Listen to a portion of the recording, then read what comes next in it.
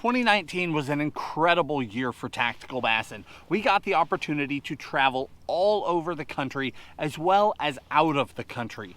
Because it was such a different year, I wanted to take the time to do a top 10 video with you guys here at the end of the year. The top 10 baits that impacted our fishing in 2019. From the spinnerbait to the frog, swim baits, jigs, worms, the most important baits that we had this year.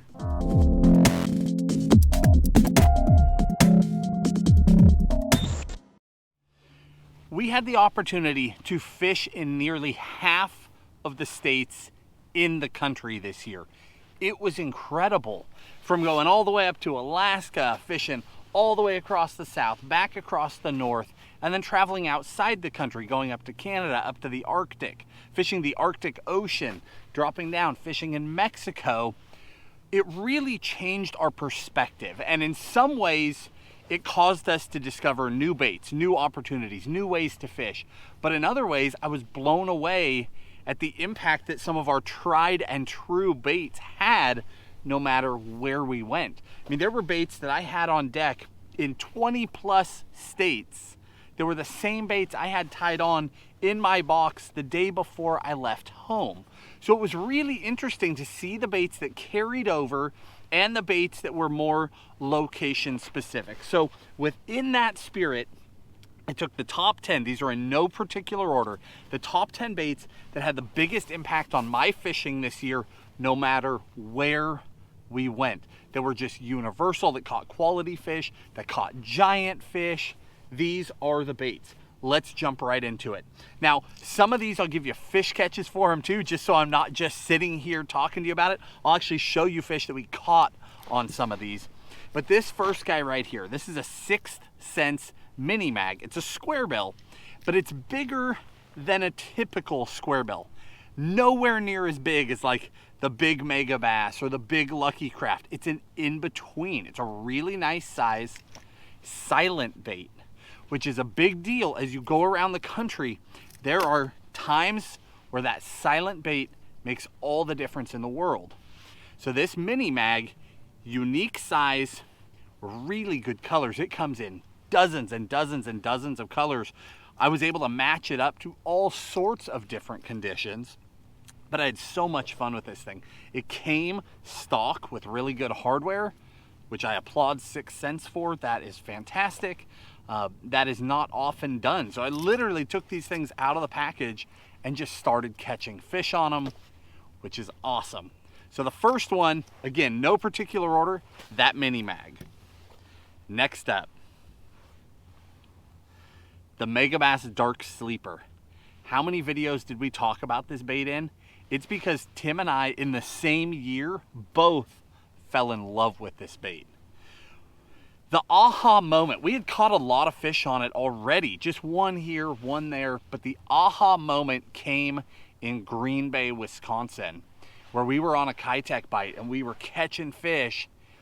One of us switched over to this thing and it was like somebody flipped a light switch. The fish just started to smash it. And once that light bulb went off, once we understood how good that little guy could be, it's just a different profile. It's got a hidden hook, so it's fairly weedless, comes through cover well, comes in a variety of lengths and different weights.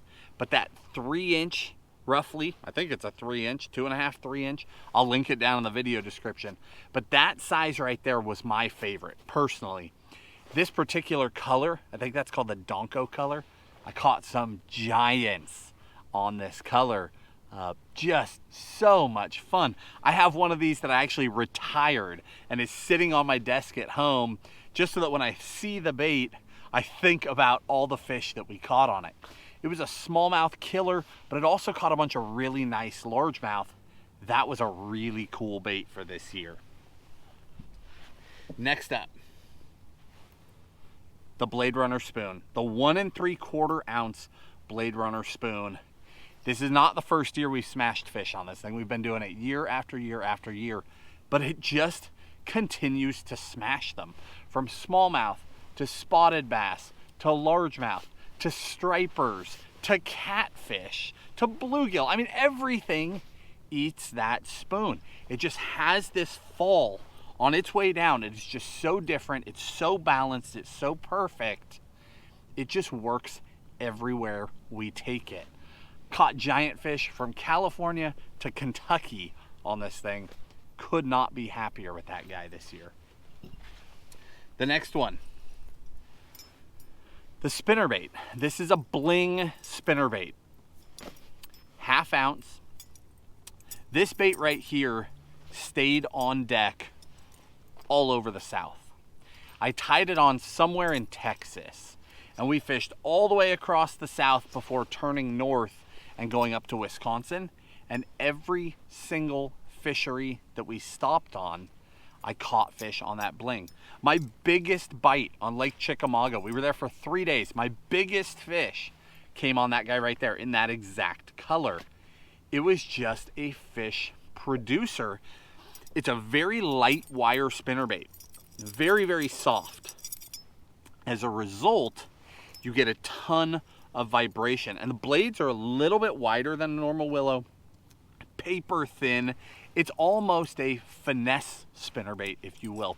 So it just seems to get bit no matter the conditions. When I really needed a bite and those fish were up around bait fish, when they were busting shad in the morning, when that shad spawn was going on across the entire South, I knew that I could pick up that spinnerbait and put fish in the boat. This guy, a Jackal Chiara frog, tiny little profile compared to a normal frog, maybe half the size of the other frogs that I like to throw. Way smaller hook, way smaller body. It's lighter weight. I was able to throw it on different rods. It was big enough I could throw it on my frog rod, but it was also small enough that if I didn't have a frog rod with me, I could pick up a jig rod or like a medium heavy and just hit them harder, and I could plant those hooks. So it was awesome, one, because it was universal. I could use it on any gear that I had in my boat on any given day, but it also caught the fire out of them. I went on a kick with this frog for almost a month where I just did not want to put it down. You guys know how much we love that bullywah. You know how much we love the gavacho. Those are frogs that just smash for us. But this year, our water got crystal clear. They didn't want those bigger profiles. And when I would drop down to this little guy, they'd stop batting at it and they just inhale it. Made a huge difference. That was a huge player for me this year. It walked extremely well and it caught him. Next up, the Big Bite Baits Smallie Smasher. It's a ribbed body, very thin, and then it has that paddle tail on it. Paper thin but wide compared to the rest of the worm. We discovered the power of this bait not actually fishing it. I'd caught fish on it, didn't think anything of it. You know, you can pick up a lot of different worms and catch fish, so that doesn't necessarily make you fall in love with them. Where I actually fell in love was when we did an underwater drop shot video, and we were working this bait. We went home and watched the footage to edit it for you guys, because that's how we all learn, watching these baits underwater. When I saw how this thing moved underwater, it had such a unique action, such an aggressive action. You could get it to just sit and flutter, or you could snap it. It looked so good both ways. Instantly, it became one of my favorite worms, and now I don't want to leave home without it. It just flat catches fish. That thing is awesome. Next up, a Kitech 4.8. Specifically the 4.8. Now we catch fish on all the different sizes, but again, I'm talking about 2019. As we went cross country, there was nowhere that we went that I didn't catch fish on a 4.8. Whether I had it paired up on a swim bait head, on the back of a swim jig, on a buzz bait, throwing it all sorts of different ways. Anything that we did with that 4.8, it caught fish from coast to coast. Not only coast to coast, we took it all the way up to the Arctic, all the way down to Mexico. Everywhere that we went, the thing caught giant fish. It worked great on an underspin.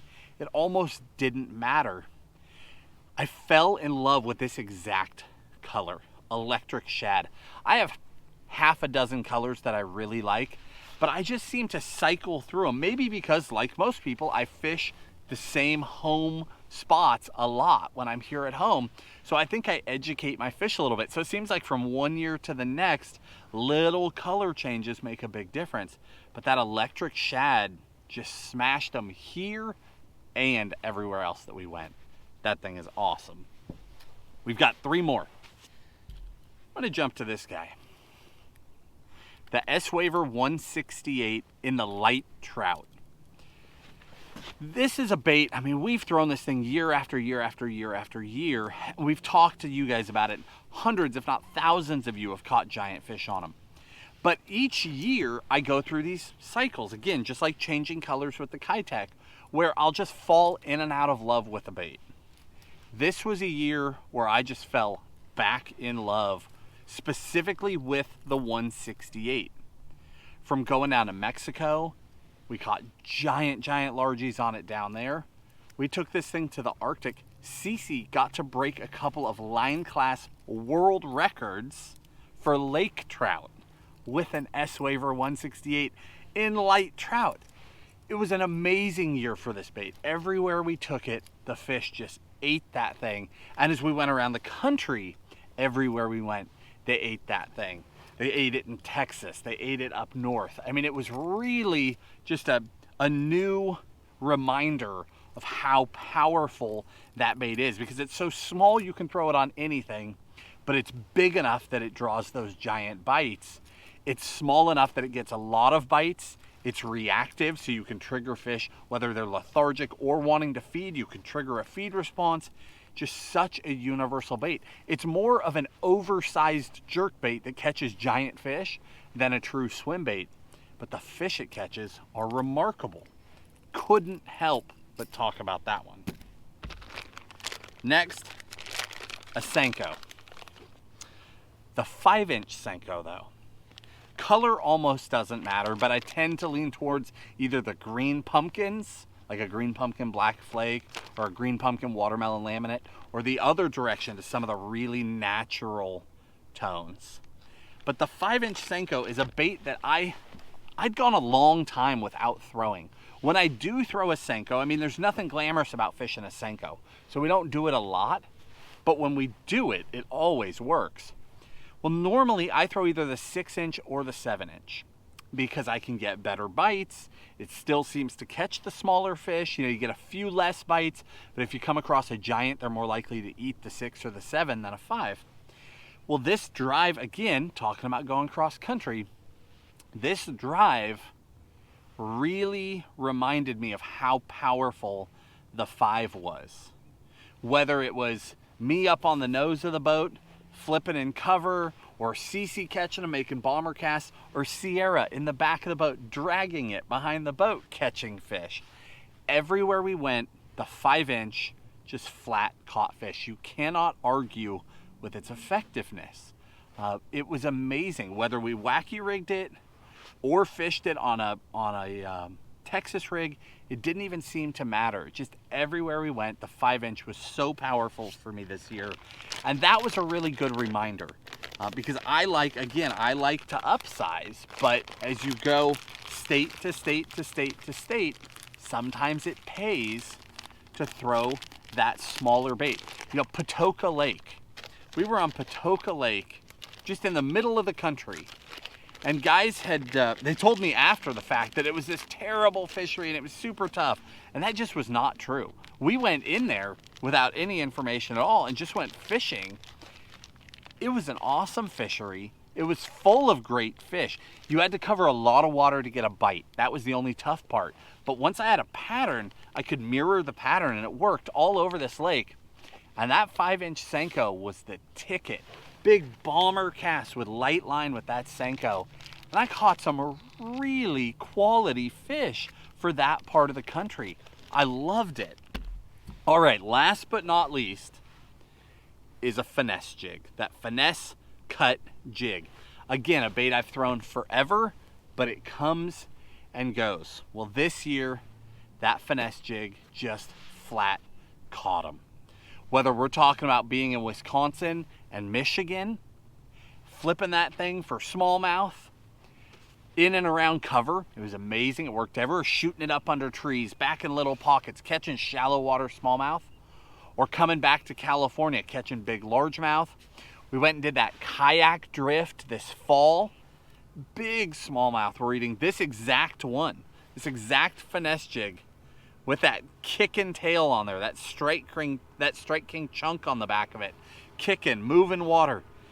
It's an amazing little jig. It's such a lightweight jig. It's such a light wire hook that I could throw it on virtually anything, but it was a big enough package that those big fish ate it too. And that's a big deal. A bait that will catch little fish, it'll catch numbers, and when you pass by a giant, it will catch a giant. That's a huge thing. That's what you're looking for to me, that's what you're looking for in a finesse bait. Because you want to catch fish. You don't want to go out and blink, but you also don't want to go out and struggle and struggle and struggle and then just never even get a shot at a big one. If you have a bait that will get the numbers, but when you pass by a big one, you've got a shot, that's the magic. That little finesse jig did that for me. I would throw that thing in replacement of a shaky head or a drop shot or a Ned rig, and I'd still get my numbers, but I'd also get those big ones. So guys, this was a unique year for us. With all of the travel, it did a lot of eye-opening, and that was the purpose. We told you at the start of the year, this was a year of travel. We were going to come to you, and we kept that promise. We fished all over the place. Next year is another year of travel for us. We want the information to be fresh. We want to fact check ourselves. We want to find those niche baits that just catch fish and teach you those things. And then we also want to find those universal baits that work no matter what we're doing, because those are the baits that we all want in our arsenal. So guys, I hope this was a good year for you. I hope you got out there and caught those fish, and I hope the information that we've had for you has helped and will continue to help going forward. We've had a blast. 2019 was awesome. These baits were awesome. I'll link all of them down in the video description with color recommendations, just like we do in all the videos. But guys, again, it's been an awesome year. Thank you for being a part of the Tactical family. If you enjoyed this video, hit the like button, subscribe to the channel, and we'll talk to you soon.